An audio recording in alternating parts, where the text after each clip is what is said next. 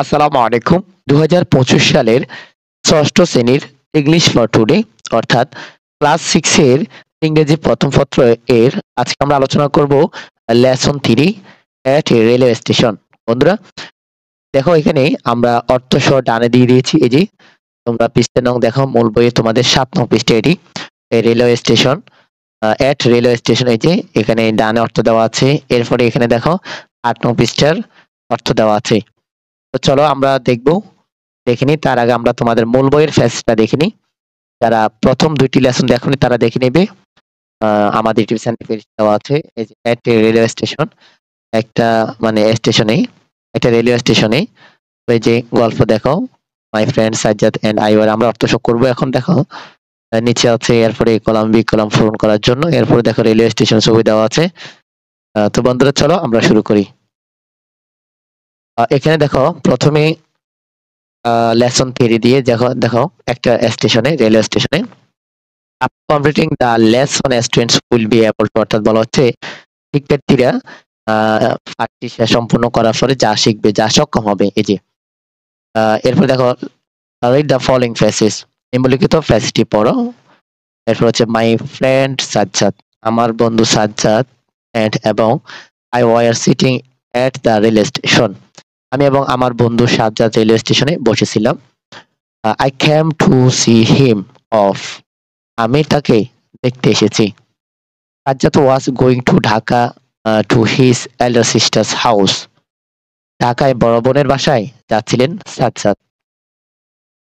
It was very crowded in the station স্টেশনে খুব ভিড় ছিল।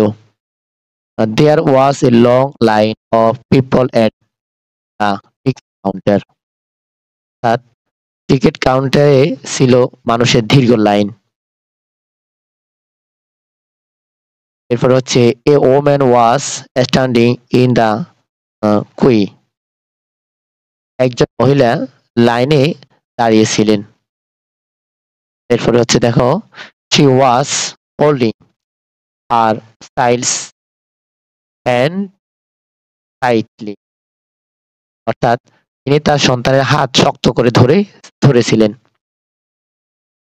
এ group of young people was talking loudly and drinking tea in front of অর্থ সামনে in front of a tea stall অর্থাৎ চায়ের দোকানের সামনে একদল যুবক উচ্চস্বরে কথা বলেছিল এবং চা পান করছিল।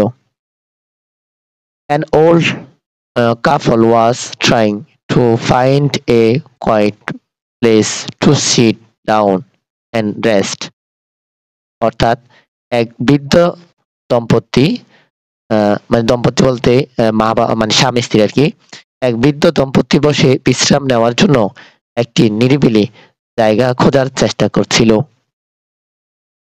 The waiting room was crowded too অর্থাৎ ওয়েটিং রুমেও না এখানে হচ্ছে চেষ্টা করছিল ওয়েটিং রুমেও ভিড় ছিল এটা হচ্ছে ওয়েটিং রুমেও ভিড় ছিল। I saw a man who was trying to carry 3 heavy suitcase অর্থাৎ বলা হচ্ছে আমি একজন লোককে দেখলাম সে ৩টি ভারী সুটকেস বহন করার চেষ্টা করছে। A young lady was sitting on a bench with her luggage at one corner অর্থাৎ এক কোনায় মালপত্র নিয়ে বেঞ্চে বসেছিলেন এক তরুণী। She was reading a magazine সে এক ম্যাগাজিন পড়ছিল মানে একটা পত্রিকা পড়ছিল। My friend and I stood near a newspaper stall talking and watching the crowd around এবং আমার বন্ধু একটি সংবাদপত্রের দোকানের কাছে দাঁড়িয়ে গল্প করছি এবং চারপাশে ভিড় দেখছিলাম। So I started to leave অর্থাৎ শীঘ্রই আমার বন্ধু ট্রেন ছাড়তে শুরু করে। As the train whistled, he picked up his suitcase and we said goodbye to each other. অর্থাৎ ট্রেনের হুইসেল বাজালে সে তার সুটকেসটি তুলে নিলেন এবং আমরা একে অপরকে বিদায় জানালাম। এই হচ্ছে তোমাদের এই রেলওয়ে স্টেশনের ফ্যাসিলিটির অর্থ। এবার আসো এখানে বলা হচ্ছে talk about what the speaker says. হ্যাঁ, এই যে স্টেশনে বক্তা কি দেখেছে এবং and did at the railway station, কি দেখেছে এবং কি করছে এই সম্পর্কে কথা বলো।